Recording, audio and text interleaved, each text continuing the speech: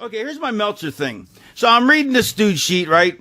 And it says, somebody sent me this. I'm reading it, and it says, and Meltzer gave a match 4 3/4 stars, said it was brilliant, but it wasn't epic. Oh, so we do have heat with I have heat with him because he gave a match 7 stars. Okay, well I didn't even know that. But wait, so basically 4 3/4 stars and 5 being the maximum you can get.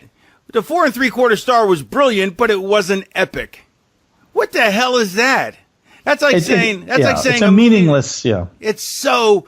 I mean, if a match is gets that high a grade, then it has to be epic. It couldn't be epic unless it had that grade. And now that you've mentioned a 7-star match, you can't have more than 5 as the limit. I know. It's just so well. It was the which, by the way, was a great match. It was Kenny Omega versus Okada from Dominion. It was a best of 3 match, and it was a great match. But like, it's that kind of hyperbole. Like he's just been doing it too long. Like where he's like, I've got to figure out some way to get people talking. So I'm going to give out of 5 stars, I'm going to give this match 7. It's just like, come on. Maybe he's the guy. Maybe somewhere in his lineage was the guy who invented 110%. Oh, or this A++ thing that goes on in schools now. Like you can get an A++. You can only get 100 on a test. You can't get any more unless you have extra credit.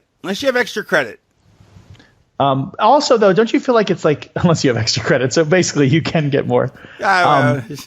Don't you feel like, though, it's like when I read this match, which, by the way, was a great match, and it's 7 stars, and he's trying to figure out a way to sort of, it's like when you see something like, we are serving tacos, and the shells are made of ghost peppers, and the meat is being treated with, like, kerosene. It's the hottest taco. It's like, that's not even an edible taco anymore. Like, you've now Why did Meltzer bring up tacos?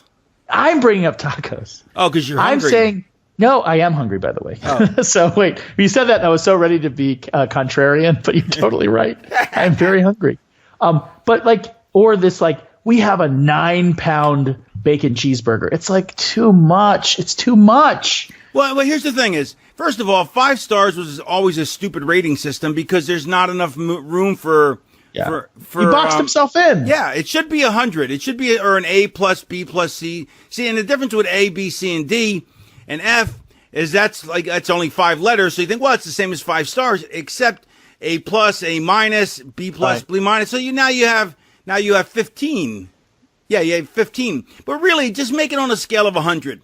That way, if this match was the best match that was ever made in the history of matches, then it would be 100. It would get 100, and it would be keeping it 100. But it's not. There's no match that's going to be the best match ever because something's always going to be better.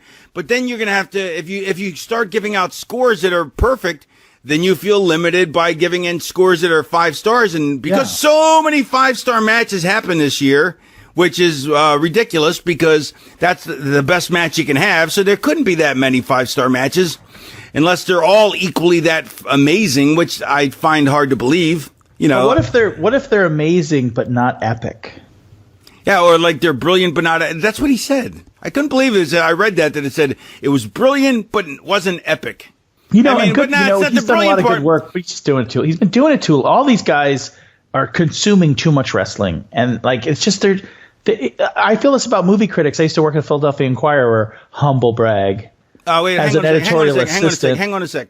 I just want to say I don't have a problem with it saying it was brilliant, but wasn't epic. But giving it 4 3/4 stars. And then saying it wasn't epic, that's 5 stars is the max. How could it not have been epic? Now, about your humble brag from working at the Philadelphia Inquirer, that's a great humble brag. Although my dad was the editor of the paper there and a reporter there, but that was back in the old days before he became senior editor for the National Enquirer. But yeah, when he went legit. Yeah. But what I was going to say is, I always felt like there was a couple movie reviewers there who. All week, all they go is to screenings. All they did is see movies. And I'm like, you're not the people who should be reviewing movies anymore. There was a point where you did it because you loved it and you wanted – but, like, if you get to the point of, like, ultimate consumption – but that sounds like something that would kill you in the 1800s. But what I mean by that is – if you're just – you know what I mean by that? Like you're watching too much. Consumption's a very topical disease.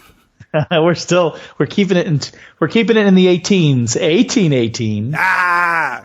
But you know what I mean? Like, he's been watching wrestling and all of it so long, and now like with this 4 3/4 stars, 7 stars, it's just like part of you feels like I kind of would rather hear what just a regular fan thinks.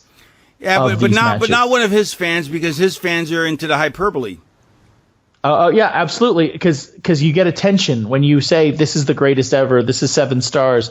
It just draws more attention. But it puts you over, and it puts the guy making the review over, which is not about the reviewer. It's about what he saw.